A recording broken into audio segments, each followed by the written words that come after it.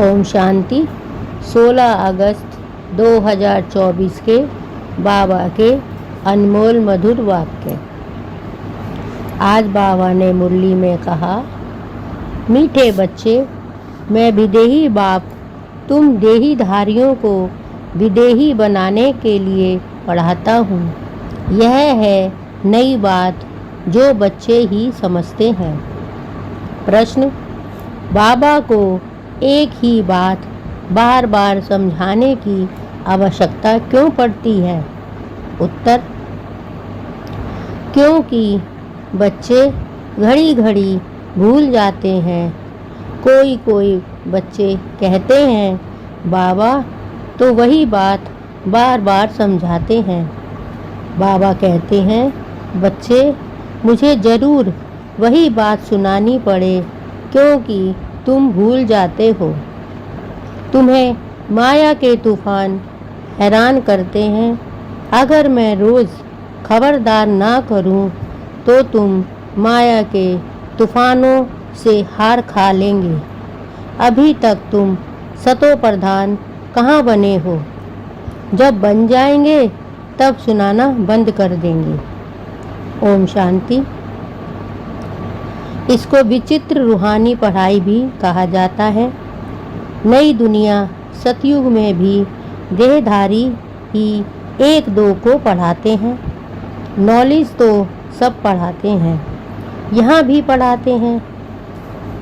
वह सब देहधारी एक दो को पढ़ाते हैं।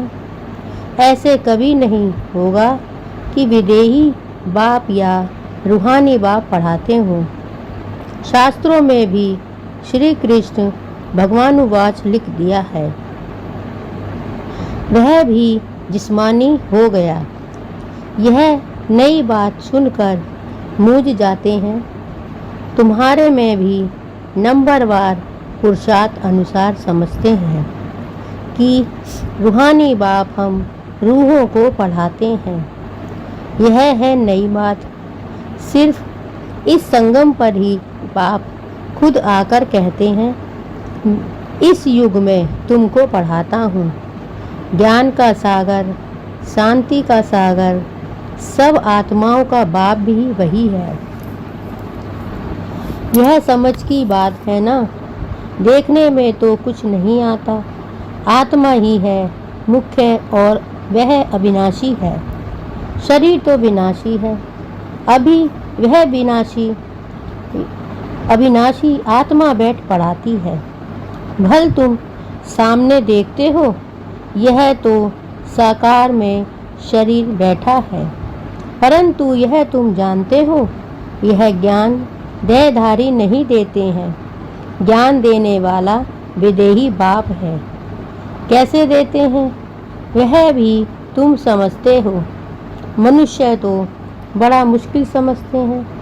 कितना तुमको माथा मारना पड़ता है यह निश्चय कराने के लिए। वह तो कह देते हैं निराकार का कोई नाम, रूप, देश, काल ही नहीं है। वह बाप खुद बैठ पढ़ाते हैं। कहते हैं, मैं सब आत्माओं का बाप हूँ। जिसको तुम दे नहीं सकते हो, समझते हो, वह विदेही है। ज्ञान, आनंद, प्रेम का सागर है। वह कैसे पढ़ाएंगे? बाप खुद समझाते हैं। मैं कैसे आता हूँ? निराकार आत्मा, निराकार आधार लेता हूँ। मैं कोई गर्भ में जन्म नहीं लेता। मैं कभी मनुष्य व देवता नहीं बनता हूँ। देवता भी शरीर लेते हैं। मैं तो सदैव अशरीरी ही रहता हूँ। मेरा ही ड्रामा में यह पार्ट है जो मैं कभी पुनर्जन्म में नहीं आता हूँ। तो यह समझ की बात है ना। देखने में तो आता ही नहीं, वह तो समझते हैं। श्री कृष्ण भगवानुवाच। भक्ति मार्ग में रथ भी कैसे बैठ बनाया है। बाप कहते हैं, बच्चे, तुम मूझते तो नहीं हो। अगर कुछ नहीं समझते हो तो बाप से आकर समझो। यूं तो बगैर पूछे भी बाप सब कुछ समझाते हैं। तुमको कुछ भी पूछने की दरकार नहीं है। मैं इस पुरुषोत्तम संगम युग पर ही अवतार लेता हूँ। मेरा जन्म भी वंडरफुल है। तुम बच्चों को भी वंडर बनाता हूँ। तुम बच्चों को भी वंडर लगता हूँ। कितना बड़े हैं, बड़ा इम्तिहान पास कराते हैं। बहुत बड़े ते बड़ा विश्व का मालिक बनाने के लिए पढ़ाते हैं। वंडरफुल बात है ना। हे आत्माओं, हर 5000 वर्ष बाद मैं तुम्हारी सर्विस में आता हूँ। आत्माओं को पढ़ाते हैं ना। कल्प कल्प कल्प के संगम युगे तुम्हारी सेवा में आता हूँ। आधा कल्प तुम पुकारते आए हो, हे बाबा, हे पतित पावन आओ। श्री कृष्ण को कोई पतित पावन नहीं कह सकते। पतित पावन परमात्मा ही को कहते हैं, तो बाबा को भी आना पड़ेगा पतितों को पावन बनाने। इसीलिए कहा जाता है अकाल मूर्त सत बाबा, अकाल मूर्त सत टीचर, अकाल मूर्त सतगुरु। सिख लोगों के भी बहुत अच्छे स्लोगन हैं, परंतु उन्हों को यह पता नहीं कि सतगुरु अकाल मूर्त आते कब हैं। यह भी गायन है, मनुष्य से देवता किए करत ना लागी बाब। कब आकर मनुष्य को देवता बनाते हैं, वही स्वर्ग की सतगति करने वाला है। यह तो पक्का निश्चय होना चाहिए। क्या आकर कहते हैं, सिर्फ कहते हैं मन मनाभर। उसका भी अर्थ भी समझाते हैं और कोई भी अर्थ नहीं समझाते। तुमको सतगुरु अकाल मूर्त बैठ समझाते हैं इस देह द्वारा कि अपने को आत्मा समझो। तो यह समझना चाहिए विश्व का मालिक बनाने के लिए बाप को आना पड़ता है। तुम बच्चों की सेवा में समझाते हैं, हे रूहानी बच्चों, तुम सतो प्रधान थे, अब फिर तमो प्रधान बने। यह सृष्टि का चक्र फिरता है ना। पावन दुनिया इन देवताओं की ही थी, वह सब कहाँ गए यह किसको भी पता नहीं। मुझे हुए हैं बाप आकर तुमको समझदार बनाते हैं। बच्चे, मैं एक बार ही आता हूँ पावन दुनिया में, आऊँ ही क्यों? वहाँ तो काल आ नहीं सकता। बाप तो कालों का काल है। सतगुरु में आने की दरकार ही नहीं। सतयुग में आने की दरकार ही नहीं। वहाँ काल भी नहीं आता तो महाकाल भी नहीं आता। यह आकर सब आत्माओं को ले जाते हैं। खुशी से चलते हो ना? हाँ बाबा, हम खुशी से चलने के लिए तैयार हैं। तब तो आपको बुलाया था कि इस पतित दुनिया से पावन दुनिया में ले चलो, वाया शांति धाम। यह बातें घड़ी घड़ी भूल ना जाओ, परंतु माया दुश्मन खड़ी है, घड़ी घड़ी बुला देती है। मैं मास्टर सर्वशक्तिमान हूँ, तो माया भी शक्तिमान है। वह भी आधा कल्प तुम पर राज्य करती है, भुला देती है। इसीलिए रोज रोज बाप को समझाना पड़ता है। रोज सुजान ना करें तो माया बहुत नुकसान कर दे। खेल है पवित्र और अपवित्र का। अब बाप कहते हैं अपनी चलन सुधारने के लिए पवित्र बनो। काम विकार के लिए कितने झगड़े होते हैं। बाप कहते हैं अभी तुमको ज्ञान का तीसरा नेत्र मिला है, तो आत्मा को ही देखो। इन जिस्मानी नेत्रों से देखो ही नहीं। हम सब आत्माएं भाई भाई हैं, विकार कैसे करें? हम अशरीरी आए हैं, फिर अशरीरी बनकर जाना है। आत्मा सतो प्रधान आई थी, सतो प्रधान बनकर जाना है। Sweet home. मुख्य है ही पवित्रता की बात। मनुष्य कहते हैं, रोज वही बात समझाते हैं, यह तो ठीक है, परंतु जो समझाया जाता है उस पर चले भी ना। करने के लिए समझाया जाता है, परंतु कोई चलते थोड़े ही हैं, तो जरूर रोज रोज समझाना पड़े। ऐसे थोड़े ही कहते हैं, बाबा आप जो रोज समझाते हो वह हमने अच्छी रीति समझ लिया है, अब हम तमो प्रधान से सतो प्रधान बन जाएंगे, आप छूटे, ऐसे कहते हैं। क्या इसीलिए बाबा को रोज समझाना पड़ता है? बात तो एक ही है, परंतु करते नहीं है ना।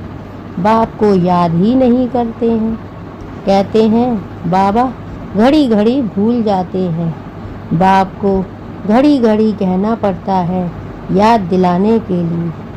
तुम भी एक दो को यही समझाओ, अपने को आत्मा समझ परमात्मा को याद करो तो तुम्हारे पाप कट जाएं। और कोई उपाय नहीं। शुरू और अंत में यही बात कहते हैं, याद से ही सतो प्रधान बनना है। खुद ही लिखते हैं, बाबा माया के तूफान बुला देते हैं, तो क्या बाप सावधान ना करें, छोड़ दें? बाप जानते हैं नंबरवार पुरुषार्थ अनुसार है। जब तक सतो प्रधान दुनिया नहीं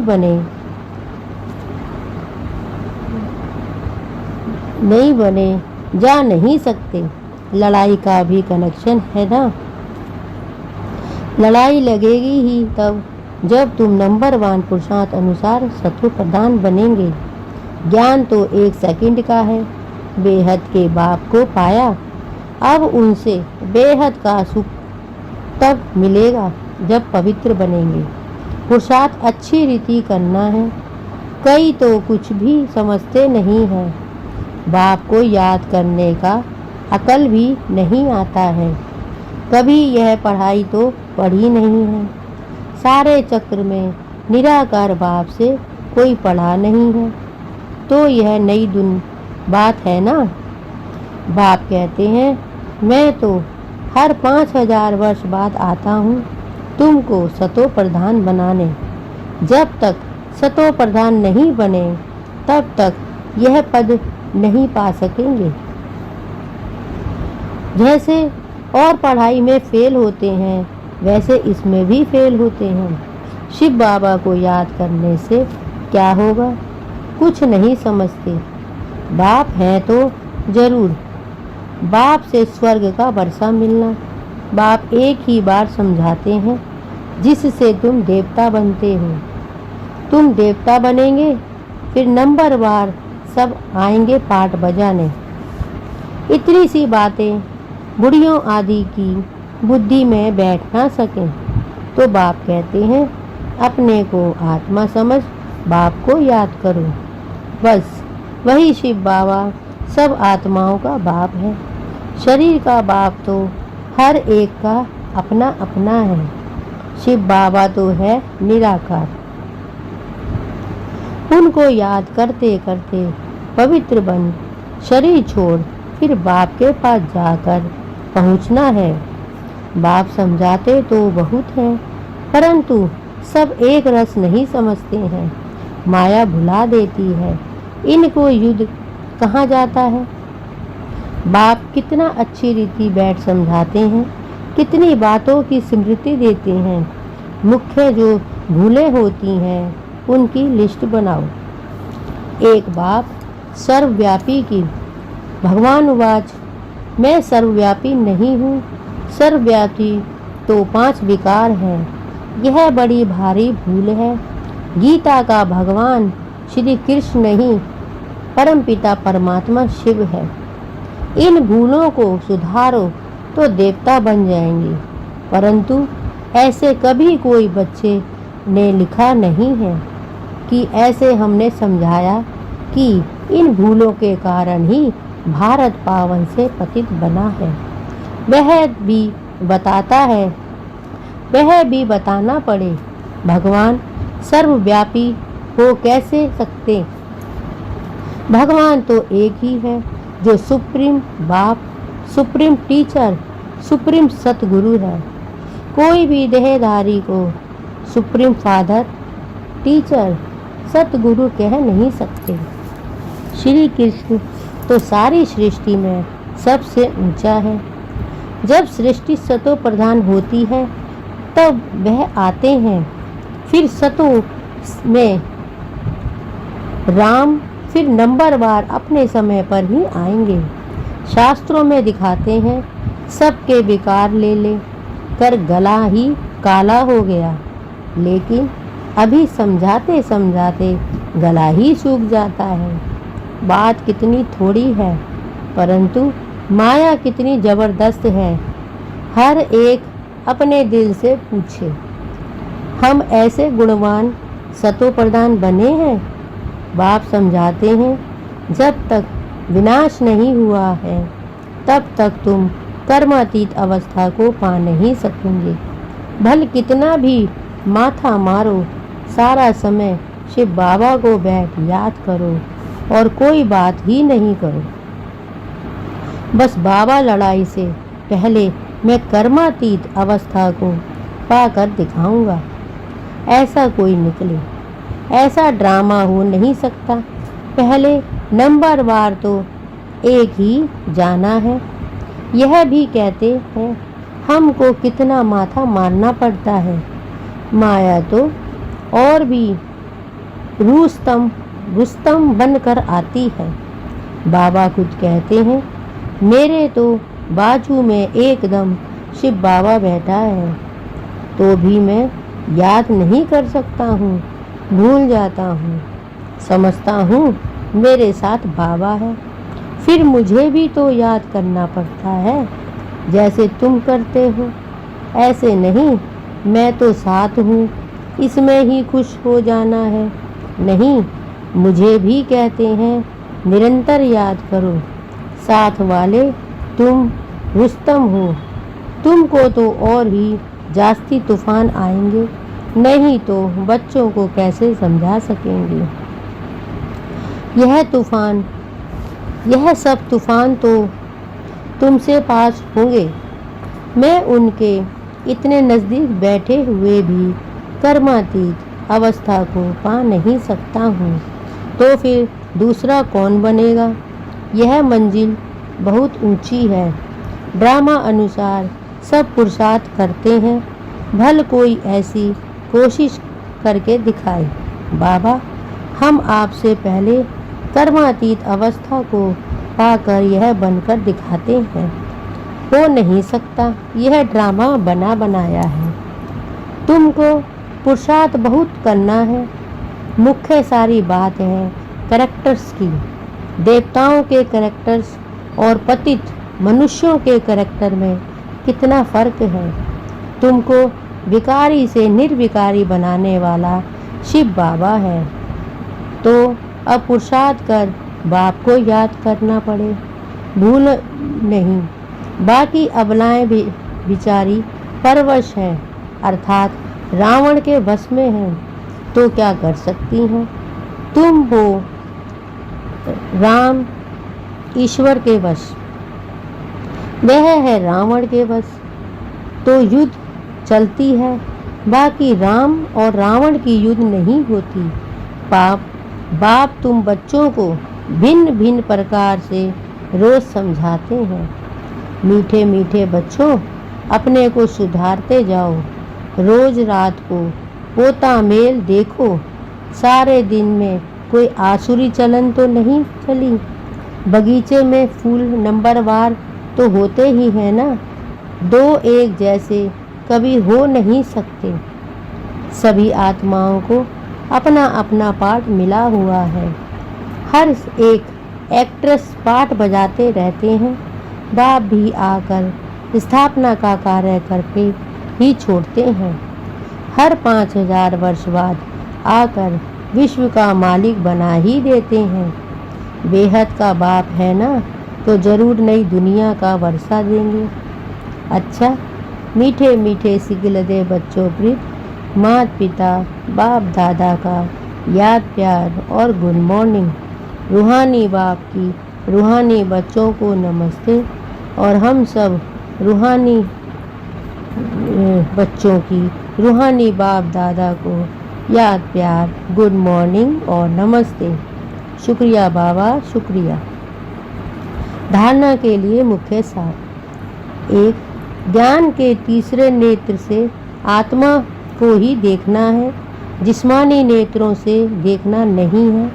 अशरीरी बनने का अभ्यास करना है।